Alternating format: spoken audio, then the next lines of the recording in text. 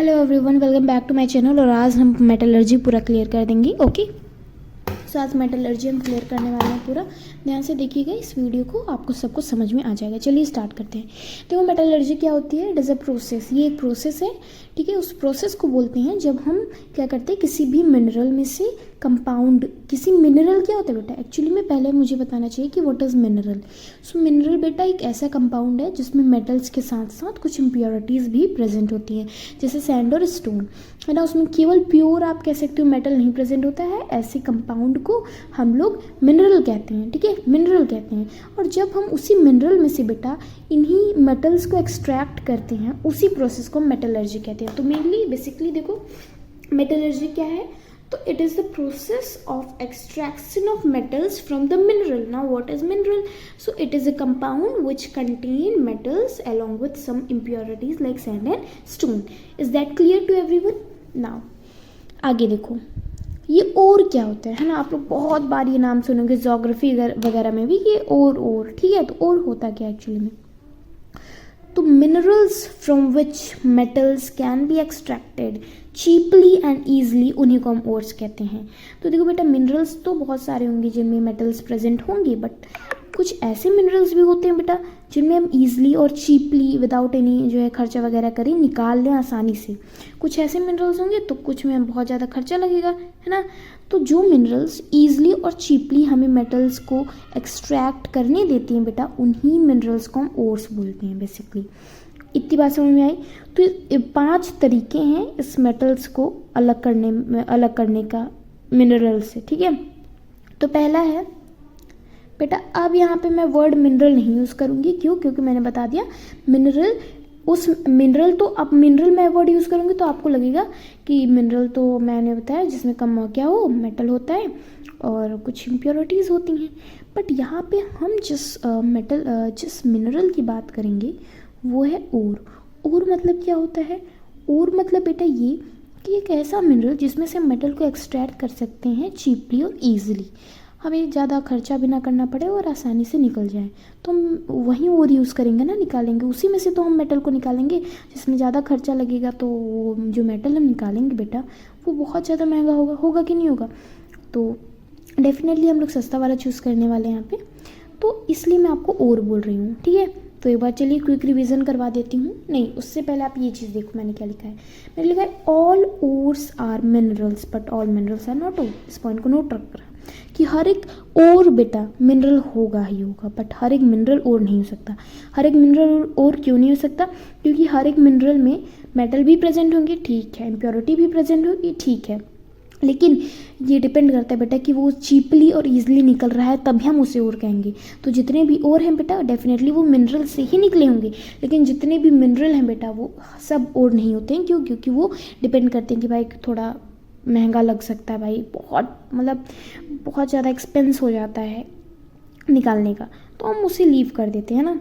अभी आपको इतना डीप में नहीं जाना है, जल्दी से देखो 5 स्टेप है इसका। तो 5 स्टेप में पहला स्टेप है क्रशिंग ऑफ ओर, ठीक है। Your first step is crushing of ore. यहाँ पे हमको क्या करना है, जो हम ओर लेंगे उसमें इम्प्योरिटीज़ वगैरह सब होंगी, तो हम उसे क्रश कर देंगे, ग्राइंड कर लेंगे छोटे छोटे टुकड़ों में, ठीक है। अब देखो ये फर्स्ट स्टेप है।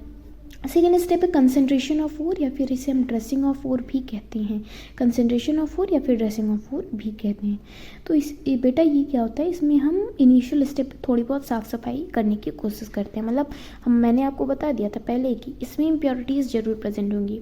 इसमें क्या प्रेजेंट होंगी? इम्प्योरिटीज़ ज़रूर प्रेजेंट होंगी। तो मैं क्या करूँगी, थोड़े से पहले ही मैं थोड़ी सी साफ़ सफाई शुरू कर देने वाली हूँ यहाँ पर, जिससे लास्ट तक क्या हो मुझे मेटल मिल जाए। तो इसको देखो concentration of ore initial step purification भी बोलते हैं इसे, ठीक है। यहाँ पे जाओ तो देखो पहला है ग्रेविटी सेपरेशन या फिर हाइड्रोलिक। ग्रेविटी सेपरेशन या फिर हाइड्रोलिक बोलते हैं। यहाँ पे बेटा ये डायग्राम थोड़ा अच्छा नहीं बना है, डायग्राम थोड़ा क्या बहुत वैसा बना है, तो मैं इसे बना के दिखाऊँ आपको। चलो देखो यहाँ पे ध्यान से देखना। यहाँ पे आपका एक इंक्लाइन प्लेन होगा ही होगा डेफिनेटली। फिर आपको इसमें ऐसे बनाना है, जैसे ऐसे नहीं होता है, ऐसे ऐसे ऐसे उबड़ खाबड़ रास्ता, रेज, ठीक है, ऐसे वैसे, ठीक है। यहाँ से आप पानी छोड़ोगे, क्या छोड़ोगे? पानी, हाइड्रोलिक। इसलिए तो इसे हाइड्रोलिक नाम दिया गया है। तो यहाँ पे आप वाटर गिराओगे तो यहाँ पे आप दो चीज़ होगा, और के साथ में, और में क्या क्या प्रेजेंट होगा, मेटल, और मेटल के साथ क्या प्रेजेंट होगा, इम्प्योरिटीज। हो गया, मेटल और इम्प्योरिटीज। तो इसमें से ये किस प्रॉपर्टी पे बेटा, ये किस प्रिंसिपल पे वर्क करता है उसे जानना बहुत इंपॉर्टेंट है। ये किस प्रिंसिपल पे वर्क करता है, ये इस प्रिंसिपल पे वर्क करता है कि ये जो मेटल है और इम्प्योरिटी, इन लोग की जो डेंसिटी है वो डिफरेंट होनी चाहिए।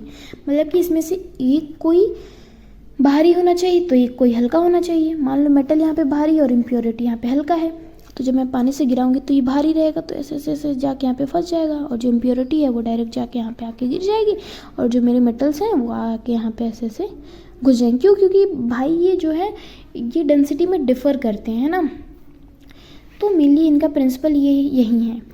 तो समझ में आया होगा आई होप। तो ये देखो यहाँ पे पानी मैंने गिराया, और पानी जैसे मैंने गिराया यहाँ पे मेटल फंस गया, ये देखो, और ये ग्रूव्स बोलते हैं इसे, मैं रिजेस बोल रही थी शायद, सॉरी ग्रूव्स वो। तो यहाँ पे पानी गिराया मैंने, और जैसे हमने पानी गिराया हमने देखा यहाँ पे मेटल्स जो है आके गिर गए हैं, और यहाँ पे इम्प्योरिटीज़।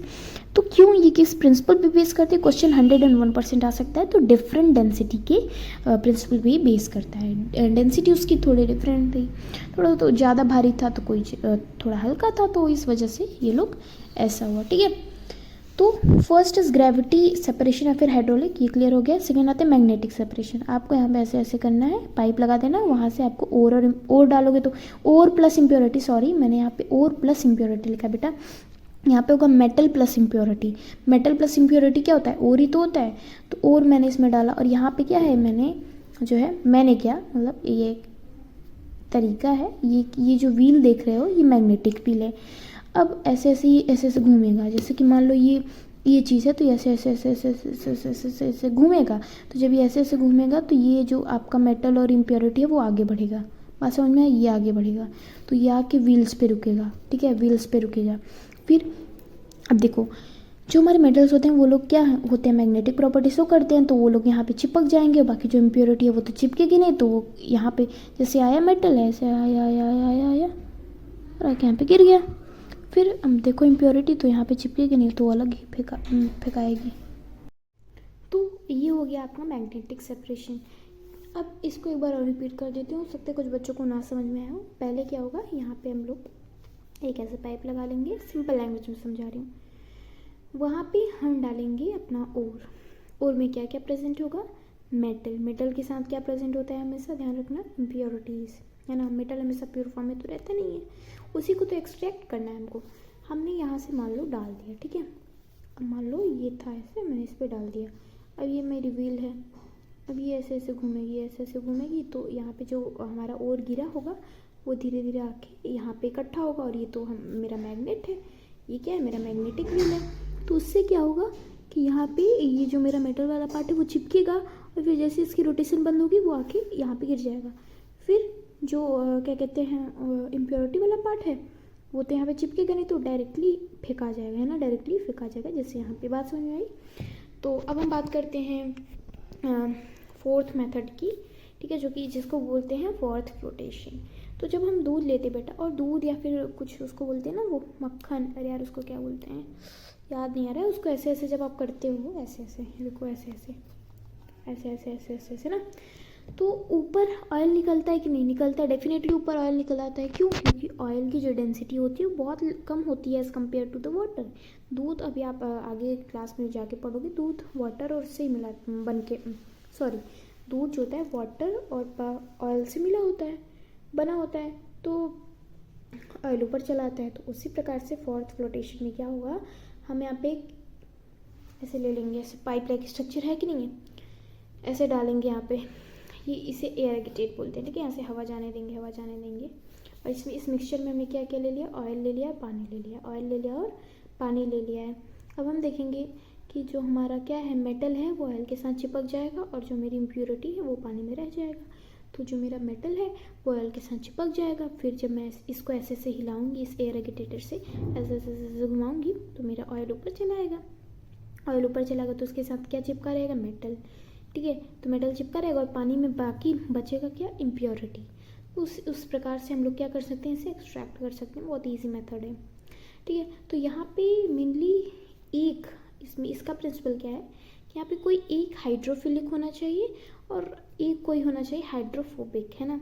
कोई एक हाइड्रोफिलिक होना चाहिए और कोई एक हाइड्रोफोबिक होना चाहिए। हाइड्रोफिलिक मतलब क्या होता है, जो क्या करें, जो पानी से जो है प्यार करे, मतलब पानी को जैसे ही पाए वो चिपक जाए, जैसे यहाँ इस केस में तो इम्प्योरिटी है। और एक होता है हाइड्रोफोबिक, मतलब जो पानी से नफरत करे, यानी इस अब क्या बचा है, अगर पानी को छोड़ दो तो क्या बचा है, ऑयल, तो ऑयल से चिपक जाता है सिंपली मेटल। तो ये बहुत ईजी सी चीज़ थी। तो जो और ऑयल से चिपकते हैं बेटा, जो और ऑयल से चिपकते हैं वो मेनली होते हैं सल्फाइड। तो ध्यान देना, जब भी सल्फाइड आ जाए, और सल्फाइड को आपको एकदम ये ध्यान रखना है कि जो सल्फाइड और है उसको अगर हमें क्या, उसमें से अगर हमें मेटल निकालना है तो हम क्या करेंगे, उसे यही वाला ये फोर्थ फ्लोटेशन वाला मेथड यूज़ करेंगे तो वो ईजिली निकल जाएगा। क्यों, क्योंकि जो और है, जो हमारा सल्फाइड वगैरह है, जो और है वो हमारा ऑयल के साथ चिपक जाता है, पानी में इम्प्योरिटी हो जाती है। तो ये थोड़ी सी एडिशनल नॉलेज थी। ओके, तो इधर सब कुछ हो गया है। अब आ जाइए इधर केमिकल मेथड या फिर लीचिंग। ये लास्ट स्टेप है आपकी किसका लास्ट स्टेप है बेटा, ये आपके कंसंट्रेशन ऑफ और यानी इनिशियल स्टेप ऑफ प्यूरिफिकेशन। आप पहले स्टेप में ही जो है इसे थोड़ा बहुत साफ सफाई कर रहे हो, अभी मेन सफाई नहीं हो, थोड़ा बहुत आप साफ कर रहे हो। ठीक है, अभी इसके टुकड़े कर लिए आपने, साफ किया, अपने 4 बेसिस से साफ कर सकते हो। पहला ग्रेविटी सेपरेशन, हाइड्रोलिक जो मैंने आपको बता दिया, मैग्नेटिक सेपरेशन, फोर्थ फ्लोटेशन। चौथा स्टेप देखो बहुत ईजी है, तो बहुत ईजी है, केमिकल मेथड लीचिंग बोलते हैं इसे। ठीक है, केमिकल मेथड या फिर लीचिंग। तो केमिकल मेथड या फिर लीचिंग में क्या होता है कि आप क्या करोगे, एक बीकर लोगे, इसमें इसका मेनली क्या होता है ना, डायग्राम वगैरह बुक में नहीं दिए रहते हैं तो बच्चों को समझने में थोड़ी दिक्कत होती है। तो आप क्या लोगे, मैं आपको समझाती हूँ अपनी लैंग्वेज में। बीकर लोगे और बीकर में क्या करोगे, सॉल्वेंट को डाल दोगे। ठीक है, अब सॉल्वेंट में एक सॉल्यूबल होना चाहिए, या तो और सॉल्यूबल हो या तो आपका क्या सॉल्यूबल हो, इम्प्योरिटी। दोनों में से एक सॉल्यूबल होना चाहिए, एक इनसॉल्यूबल। इसका प्रिंसिपल क्या है, यही है कि इसमें से जो आप सब्सटेंस डाल रहे हो, मतलब आप क्या डाल रहे हो, आप डाल तो बेसिकली क्या रहे हो, आप डाल रहे हो और में क्या होता है, मेटल प्लस इम्प्योरिटी। तो यहाँ पे मेनली कोई एक चीज़ सॉल्यूबल होनी चाहिए, या तो वो इम्प्योरिटी सॉल्यूबल हो या तो मेटल सॉल्यूबल हो, या फिर मेटल सॉल्यूबल हो बोल सकते हो, नहीं और सॉल्यूबल है। ठीक है, ठीक है, तो बात समझ में आई। तो आप क्या करोगे, ऐसे पानी में डाला है, मान लो यहाँ पानी रख दिया हमने, डाल दिया मेटल और वो इम्प्योरिटी, एक कोई सॉल्यूबल हो गया, मान लो मेरा वो इम्प्योरिटी सॉल्यूबल हो गया पानी में, और मान लो इम्प्योरिटी सॉल्यूबल नहीं हुआ, कुछ भी मान लो, एक मतलब इसमें से रहना चाहिए फैक्टर।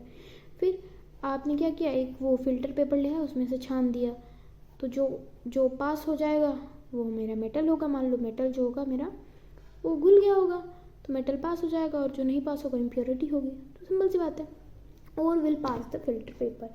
ये देखो, और will pass the filter paper, अभी मैंने एग्जांपल लेके यहाँ पे बताया है। तो अब यहाँ पे 2 वे है ना, किसका 2 वे है बेटा, ये देखो इसका 2 वे है। इसका थर्ड स्टेप आपको पता है क्या है, इसका थर्ड स्टेप है कन्वर्जन ऑफ ओर। पहला स्टेप था क्रशिंग ऑफ ओर, दूसरा स्टेप था कंसंट्रेशन ऑफ ओर, और तीसरा स्टेप है conversion of ore. Conversion of ore में क्या होता है, हमें मेटल ऑक्साइड में से कन्वर्ट करना रहता है, ओर को मेटल ऑक्साइड में कन्वर्ट करना रहता है। ठीक है, यहाँ पे है मेरा, जिसे हम बोलते हैं केमिकल मेथड या फिर लीचिंग, है ना। तो ध्यान से देखो बेटा, आप इसे 2 तरीके से कन्वर्ट कर सकते हो, या तो आप रोस्टिंग कर दो या फिर कैलकुलेशन कर दो। ठीक है, या तो आप रोस्टिंग कर दो या फिर कैल्सिनेशन कर दो, सॉरी तो रोस्टिंग करो या फिर कैल्सिनेशन करो, बात एक ही है ना, बात एक ही नहीं है, बात एक ही नहीं है।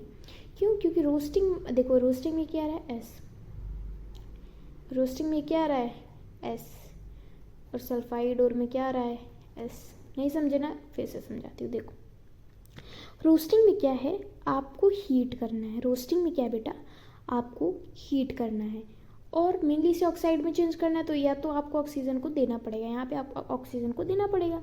तो आप ये देखो बेटा, ZnS यानी जिंक सल्फाइड है ये। ठीक है, जिंक सल्फाइड है, क्या, जिंक सल्फाइड है। जहाँ भी सल्फाइड है आपको याद आ जाएगा कि भाई यहाँ पे तो रोस्टिंग हुई है, और रोस्टिंग हुई है तो आप ये देखो इसे ZnO हमने चेंज कर दिया। मतलब यहाँ पे आप ये चीज़ ध्यान देना है आपको, यहाँ पे आपको ऑक्सीजन की नीड थी, यहाँ पे आपको ऑक्सीजन की नीड थी, और आपने ये देखिए मैंने एरो लगा के यहाँ पे लिखा है O2, मतलब आपको यहाँ पे O2 से इसे रिएक्ट करवाना ही पड़ेगा, तभी ZnO बनेगा।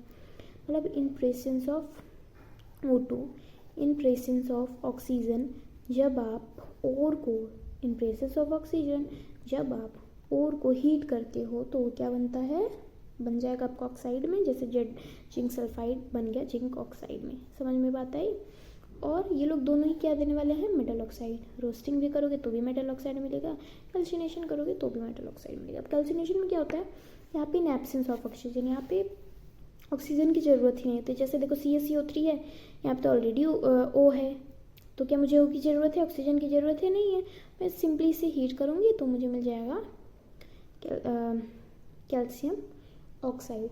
तो जहाँ पे ऑक्सीजन की ज़रूरत नहीं होती है वहाँ पे कैल्सिनेशन, जहाँ पे ऑक्सीजन की ज़रूरत होती है वहाँ पे रोस्टिंग। ठीक है, दोनों ही वैसे आप कर सकते हो। कार्बोनेट और, यहाँ पे C आ रहा है, कार्बोनेट और, कार्बोनेट और को क्या ज़रूरत है, नहीं है। और सल्फाइड और को क्या ज़रूरत है, हाँ। तो ये दो एग्जांपल याद रखना है कि हमेशा सल्फाइड और में रोस्टिंग होगी और कार्बोनेट और में हमेशा कैल्सिनेशन होगा। ये सिंपल सी बात थी, ये तो आप याद ही कर सकते हो।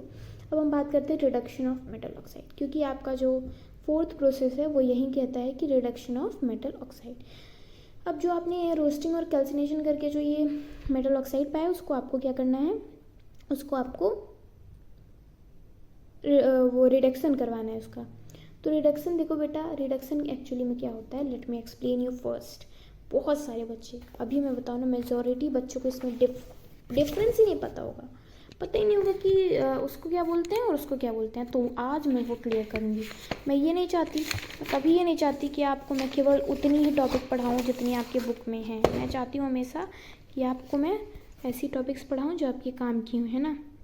देखो, ऑक्सीडेशन रिडक्शन। ऑक्सीडेशन क्या होता है, ऑक्सीडेशन ये 3 केस याद रखना। ऑक्सीडेशन मतलब होता है एडिशन ऑफ ऑक्सीजन। जहाँ कहीं पे आपको दिखे कि ऑक्सीजन ऐड हो रहा है बेटा, वहाँ पे जान जाओ ऑक्सीडेशन हो रहा है। जहाँ पे आप देखो कि लूज ऑफ इलेक्ट्रॉन हो रहा है, जान जाओ वहाँ पे ऑक्सीडेशन हो रहा है। जहाँ देखो आप रिमूवल ऑफ हाइड्रोजन हो रहा है, आप जान जाओ क्या हो रहा है, ऑक्सीडेशन हो रहा है। ठीक है, तो पहला एडिशन ऑफ ऑक्सीजन हुआ। अगर कहीं भी किसी भी इक्वेशन में आपने देखा कि ऑक्सीजन जुड़ रहा है तो डेफिनेटली वो ऑक्सीडेशन ही होगा। सेकेंड, अगर इलेक्ट्रॉन लूज हो रहा है डेफिनेटली वो ऑक्सीडेशन होगा। और अगर हाइड्रोजन रिमूव हो रहा है तो भी वो क्या होगा, ऑक्सीडेशन। तो ये एग्जांपल लिखा है, देख सकते हो आप। 2Cu + O2, यहाँ पे ऑक्सीजन ऐड हुआ तो ऑक्सीडेशन हुआ। यहाँ पे आप देखो 2H2SO2, तो यहाँ पे देखो ये जो है आपका जो उसको क्या बोलते हैं, H2 यहाँ से रिमूव हुआ तो इसलिए हो गया, मतलब हाइड्रोजन। और यहाँ पे देखो Zn जो है वो टूट गया, मतलब इसने 2 इलेक्ट्रॉन लूज कर दिए, तो डेफिनेटली ऑक्सीडेशन है। और जब भी आप क्या करते हो, ऑक्सीजन को रिमूव करते हो, इलेक्ट्रॉन को गेन करते हो और हाइड्रोजन एटम को गेन करते हो बेटा, तब वो रिडक्शन कहलाता है। बात समझ में आई। तो अब रिडक्शन पता चल गया, तो अब हम अपनी टॉपिक पे वापस आते हैं, है ना। तो ये थे हमारी topic basically. Okay, reduction of metal oxide. ठीक है, रिमूवल मतलब यहाँ पे रिडक्शन क्या है, रिमूवल ऑफ O2, मतलब ऑक्सीजन को आपको यहाँ पे रिमूव कर देना है, तो उसको क्या बोलते हैं, रिडक्शन। ठीक है, तो देखो आप 3 यहाँ पे आपको मैंने वो दे दिए हैं रिड्यूसिंग एजेंट। Cu ले लो, Pp ले लो, Fe ले लो, कॉपर ये ले लो, आप इसको क्या बोलते हैं, एक CO2 भी था आई थिंक ना, नहीं CO था, सॉरी सर CO भी था। ठीक है, तो कोक ले लो आप, कार्बन मोनोऑक्साइड ले लो आप, H2 ले लो आप, जो लो, मतलब ये मेरे लिए 3 है आपके सिलेबस में, 3 याद रख लो बहुत है, इससे आगे पूछता ही नहीं है। Cu Pb Fe, Cu Pb और Fe ये लोग क्या हैं, ये लोग को कॉपर, अच्छा CO, अच्छा सॉरी बेटा, ये जो है ना ये वाला पार्ट, ये आपका रिड्यूसिंग एजेंट है। तो Zn जो है वो ओनली कोक से रिड्यूस हो जाता है, बहुत इंपॉर्टेंट बात है, Zn ओनली कोक से रिड्यूस होगा, ये आ सकता है आपका क्वेश्चन। और आप यहाँ पे देखो अगर, तो CuO जो है, CO मैंने इसको पहले एक बार कोक से रिड्यूस कराया, फिर मैंने CO से, फिर H2 से, तो ये आपको वो होके देता है Cu + Cu, यहाँ पे CO2 + Cu, यहाँ पे H2 + Cu, तो आपको रिड्यूस करवा देना है, सिंपल सी बात है, रिड्यूसिंग एजेंट है ये सब। और जैसे जो एक्टिविटी सीरीज में बहुत आ गया, जैसे कि Na, जैसे कटरीना ने मांगी कार, स्कूटर,